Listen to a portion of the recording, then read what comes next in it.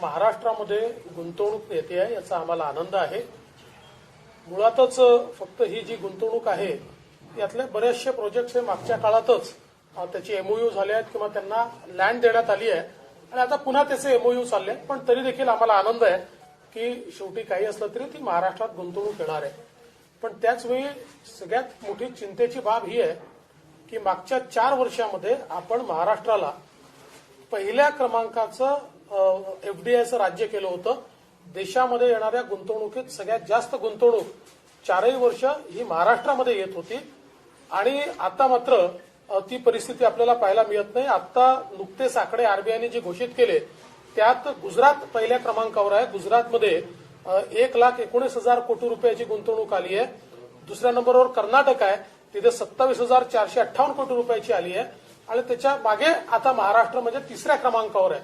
आपल्या काळामध्ये तर जवळजवळ आपण जर बघितलं तर एका वर्षी एकूण गुंतवणुकीच्या 44%, एका वर्षी 42%, म्हणजे महाराष्ट्राची जी काही महाराष्ट्रात येणारी गुंतवणूक आहे त्या गुंतवणुकीचं जर एकूण बेरीज त्या काळात बघितली तर त्याच्यानंतरचे गुजरात, दिल्ली आणि कर्नाटक या तिघांची एकत्रित गुंतवणूक जी होती त्याहीपेक्षा जास्त गुंतवणूक ही महाराष्ट्रामध्ये आली होती. आता मात्र महाराष्ट्र 3ऱ्या क्रमांकावर गेला. ही चिंतेची बाब आहे. मला असं वाटतं की याच्याकडे लक्ष दिलं पाहिजे, कारण आता थेट विदेशी गुंतवणूक ही याकरता महत्वाची आहे की कोरोनानंतर चीनमधनं मोठ्या प्रमाणात गुंतवणूक बाहेर पडते आहे आणि ती भारताकडे अट्रॅक्ट होते, भारताकडे येते आहे. अशा वेळी ती अन्य राज्यात जायच्याऐवजी ती महाराष्ट्रात जास्तीत जास्त आली पाहिजे आणि या दृष्टीने मला असं वाटतं की हे अत्यंत महत्वाचं आहे. याकडे लक्ष देण्याची आवश्यकता आहे. कार्यक्रमामध्ये मुख्यमंत्र्यांनी असं म्हटलं की मला 50 वर्षानंतर जरी बोलवलं तरी मी कार्यक्रमात मुख्यमंत्री म्हणून नाही. काय वाटतं, कुठे चिंता घेतलं माझ्याकडून? मला असं वाटतं की आपले मुख्यमंत्री आशावादी आहेत याचा मला अत्यंत आनंद आहे आणि निश्चित त्यांनी जरूर 50 वर्षानंतरही मुख्यमंत्री म्हणून जाण्याचं स्वप्न पाहावं. स्वप्न पाहायला काही त्याला पैसाही खर्च लागत नाही आणि फारसे श्रमही लागत नाही. आमच्या त्यांना शुभेच्छा आहेत. यांनी ट्विट असं केलेलं आहे, इम्तियाज जलील यांनी ट्विट केलं आहे की महाराष्ट्रातील काही आमदार जे आहेत ते अधिकारी आणि कंत्राटदारांना ब्लॅकमेल करण्यासाठी सभागृहात प्रश्न विचारतात. नाही, आता ते त्यांनी ट्विट केलेलं आहे त्यामुळे त्याचा खुलासा त्यांनी केला पाहिजे, त्याच्यावर मी काय सांगणार. केंद्राने अहंकार सोडावा. संजय राऊतांवर सगळ्या त्यांच्या बोलण्यावर मी काही प्रतिक्रिया देत नाही. ते बोलतच असतात, रोजच बोलतात. मी माध्यमातूनच ऐकलं की शिवसेनेचे आमदार म्हणाले की जैतापूरमध्ये मोबदला मिळाल्यामुळे आता जनतेची तक्रार नाही आहे आणि सगळ्यांनी जागा दिलेली आहे त्यामुळे आता तो प्रोजेक्ट होऊ शकतो. आता नेमका मोबदला कोणाला मिळाला याची देखील थोडीशी माहिती घ्यावी लागेल. पण मला आनंद आहे की कमीत कमी थोडी आता शिवसेनेची भूमिका बदलते आहे आणि केवळ कुठल्याही प्रकल्पाला विरोध करायचा अशा प्रकारची भूमिका राहिली नाही. हीच परिस्थिती नाणारची होती. नाणारमध्ये 10,000 लोकांनी संमतीपत्र दिलेलं असताना देखील त्या ठिकाणी विरोध करण्यात आला. खरं तर नाणारचा प्रकल्प जैतापूरपेक्षा देखील चांगला होता. त्याच्यामध्ये कुठलंही प्रदूषण नव्हतं. 2-2.5 लाख कोटी रुपयाची त्या ठिकाणी गुंतवणूक होणार होती.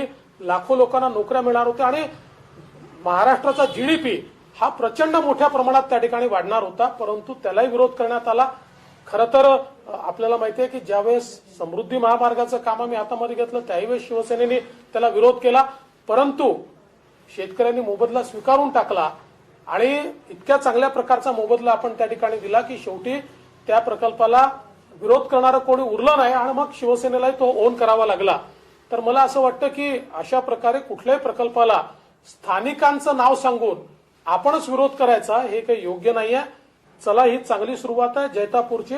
पुढच्या काळामध्ये अनेक प्रकल्पांना हा जो काही विरोध त्या ठिकाणी केला जातोय तो होणार नाही अशी अपेक्षा आपण करूया. तर काल एक घटना घडली नागपूरमध्ये, जे बच्चू कडू आंदोलनासाठी जाणार होते त्यांना अडवलं आहे. महाराष्ट्र सरकार म्हणतंय की आम्ही शेतकऱ्यांच्या बाजूनी आहे. मग त्यांचाच एक मंत्री जात असताना त्यांना अशा प्रकारे अडवून धरलं 3 ते 4 तास. कसं बघता याच्याकडे? याचं उत्तर हे मुख्यमंत्री आणि त्यांच्या मंत्र्यांनी दिलं पाहिजे. मुख्यमंत्र्यांच्या मंत्रिमंडळातले मंत्री आंदोलन करतायत, मुख्यमंत्री त्यांना थांबवतायत. ही जी लुटूपुटूची लढाई यांची चाललेली आहे त्या संदर्भात त्यांनीच उत्तर दिलं पाहिजे. आम्ही काय उत्तर देणार त्याच्यात? हमारे मुख्यमंत्री जी ने कहा कि कोरोना के काल में महाराष्ट्र में बहुत बड़े पैमाने पर निवेश आया, मुझे उसकी खुशी है। महाराष्ट्र में निवेश आता है तो ये बड़ी खुशी की बात है। लेकिन इसमें से कई एमओयू ऐसे हैं कि जो हमारे काल में भी हुए थे और उसको जमीन भी दी गई थी, उसको फिर से एमओयू उसका किया गया है। फिर भी महाराष्ट्र में अगर निवेश आता है तो हम उसका स्वागत ही करेंगे। लेकिन चिंता की बात यह है कि अभी भी आरबीआई ने जो आंकड़े एफडीआई के घोषित किए हैं उसमें महाराष्ट्र तीसरे नंबर पर गया। हमारे कार्यकाल में हमने महाराष्ट्र को लगातार 4 साल एफडीआई में पहले क्रमांक पर रखा और 2 साल तो ऐसे रहे कि जब 44% और 42% देश का सारा एफडीआई ये महाराष्ट्र में आया। कई बार तो ऐसा हुआ कि महाराष्ट्र के बाद के जो राज्य, चाहे वो गुजरात हो, कर्नाटक हो, दिल्ली हो, इनका तीनों का मिला के जितना निवेश है उससे ज्यादा निवेश महाराष्ट्र में आया। लेकिन अभी जो आंकड़े आए हैं उसमें पहले नंबर पर गुजरात है जो करीब 1,19,000 करोड़ का वहां निवेश गया है।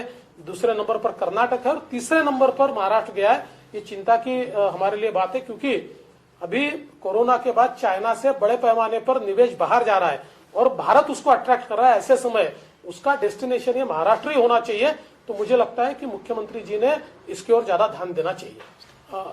मैंने शिवसेना के विधायक का बयान सुना कि जैतापुर में चूंकि लोगों को कंपेंसेशन मिला इसलिए अब लोगों ने वहां पर अपनी जमीनें दे दी है। अब सच में किसको कंपेंसेशन मिला ये तो देखना पड़ेगा। लेकिन मुझे ऐसा लगता है कि बड़ी खुशी की बात है कि प्रोजेक्ट्स को जो लगातार शिवसेना विरोध करती है वो अभी थोड़ी सी उनकी लाइन चेंज होती दिखाई देती है। इसी प्रकार से नाणार में जो देश की सबसे बड़ी रिफाइनरी सरकार तैयार कर रही थी, 2-2.5 लाख करोड़ का निवेश होने वाला था, लाखों लोगों को नौकरियां मिलने वाली थी और 10,000 लोगों ने स्वयं लिखकर कि हम अपनी जमीन देने को तैयार है, ये कहने के बावजूद स्थानिकों का विरोध है ऐसा कहते हुए शिवसेना ने उसको विरोध किया और इतना बड़ा निवेश जो महाराष्ट्र का चेहरा बदल सकता था उसको रोकने का काम ये शिवसेना ने वहां पर किया। मुझे लगता है शिवसेना ने उसमें भी यही भूमिका लेनी चाहिए क्योंकि लोग खुद जमीन देने को तैयार है।